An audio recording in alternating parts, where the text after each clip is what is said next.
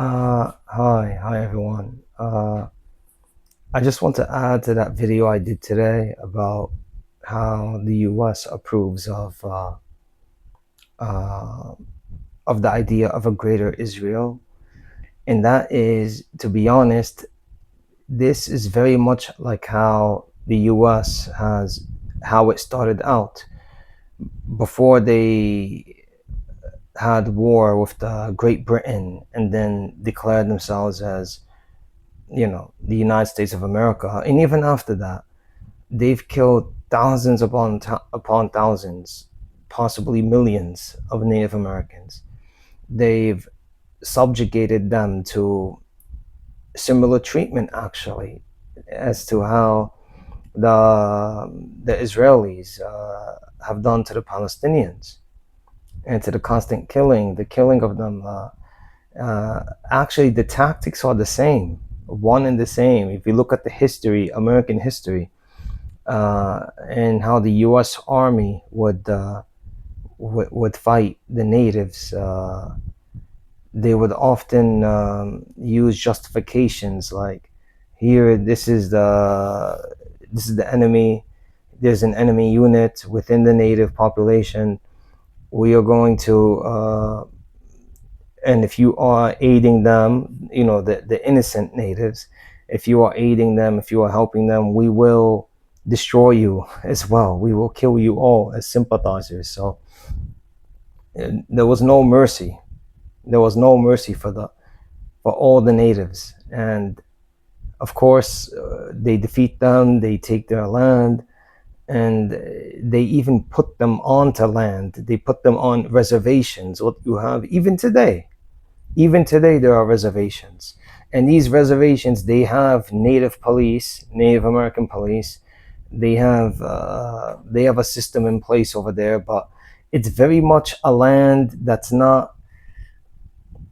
Supposedly they say they give them their freedom to govern themselves, but the US government is the one in control. The US government is the one that decides whether or not the land that the natives are living on is is their land. Like, they might just come in one day and say, "Hey, listen, we need your land because we need to put a pipeline through there because of oil or something like that, or there's a river nearby. We need your land because it helps to divert the river to areas that we need for ourselves, so uh for the purposes of the US government. I don't know, but the US government is always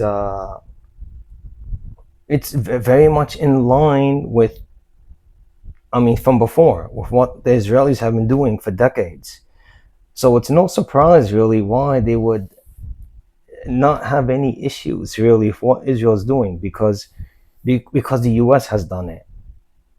Gaza being closed off like that, all of Palestine having checkpoints everywhere. If this was the US and Israel's place, they would do the same thing, because they know that when you come in and occupy a land and you have a system in place there, a harsh system, and an apartheid like system. I mean, if they could have done it in Iraq, they would have. But Iraq is a big nation. It's a big country, and Afghanistan, it's even worse for the U.S. because there are mountains everywhere, and no one could conquer Afghanistan. No one. The U.S. tried, the Russia tried, the Soviet Union like that, Great Britain tried. No one. So when you have territory like that, it's so huge. It's very diverse like that. It's hard. Even Lebanon, you got some mountains. So Israel has their hands full, and it's going to be very hard for them to take that land for themselves. And of course, the U.S. would be happy about that, because whatever land Israel takes for themselves for their Greater Israel project, the U.S. would only benefit from that, because Israel is, they see eye to eye on many things, and it's like a white colonial power kind of thing. So the leaders are always white. The European based. They came from Europe. If you look at all the Zionist Jews, they almost always come from Europe, Eastern Europe. So it's definitely the white European stereotype colonizing the savages, the brown people, the red people, whatever you want to call them.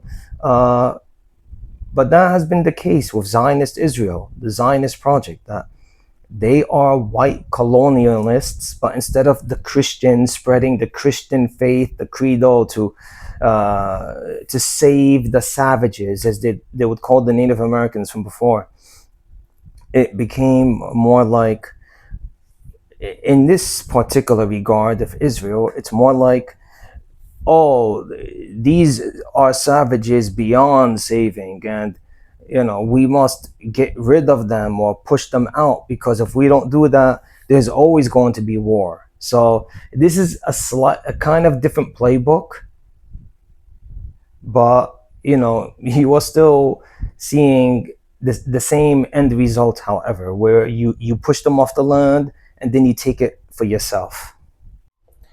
And of course, it would work in the, like, it would be good for the US on the security level, like where Israel is a key ally of theirs. So if Israel's enemies are not there, if Israel is taking more land in the Middle East, that's more economic opportunities for the US working with them.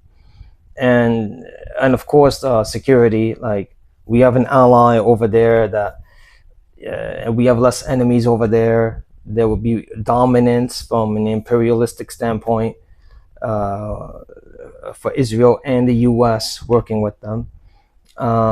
So this is deeply desired by the U.S. Don't get it twisted. They want this so much. It's fascinating, really, though, that the U.S. is claiming that what Netanyahu was saying about, we want to give the Lebanese citizens the right to form a safer government, a better government for everyone, if they take down Hezbollah, or if they let us take out Hezbollah. It's regime change. Israel wants to enact regime change. They want to change the government, how they do things. The US applauds this, of course, because it's done this before in the past, with Iran, with Iraq, uh, with Kuwait, with all of South America, uh, with whoever they lay their hands on. If that country is not doing as the US would want from an economic standpoint, for security, whatever, the US is going to do something to, draw them into a war, and then say, you need to, if you don't get rid of these people, we will do that for you, and then we will make you do something different for your own benefit, for your own safety. I mean, it's not really for their safety. It's more like for what the US wants, or what Israel wants right now. So there is, of course, the US is applauding this. Like, oh, yes, we want to get rid of Hezbollah because it's great for the Lebanese people. I mean, you really think you don't even care if the Lebanese people are dying right now, as the people in Gaza have been dying. So try again to fool all of us, because we all know what's actually happening here. You want Israel to take over this land. There's no such thing as we care about the people of Lebanon, the people of Palestine. You do not at all. It's just a lot more obvious right now compared to before. Like the talking points that you have right now. We want them to live in peace. We want them to choose their own government.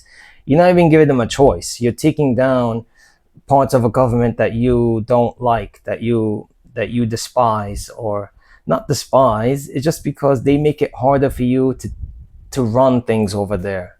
So you can't really get what you want over there as much as you want, whenever you want, because there are certain groups that would say no to you. And whoever says no to you is going to be branded an enemy, a terrorist organization. Doesn't matter what it is. But I stand by everything I said just now. This is all just to to take this land and make it theirs, to make it a part of Israel, so that the US could benefit a lot from this as well. That's it. This is a pure economic security standpoint, like point of view. It has nothing to do of helping Israel defend against attackers when Israel's the one that's been doing the attacking, when Israel's the occupier, Israel's doing all of the stuff that the US has done in the past. And the US recognizes like for like. So they are their brother in arms, you know? So that's all I gotta say about this. Like, I'm done now with this for today. So hopefully I'll see you all soon, maybe tomorrow, inshallah. So take care of yourselves, everyone.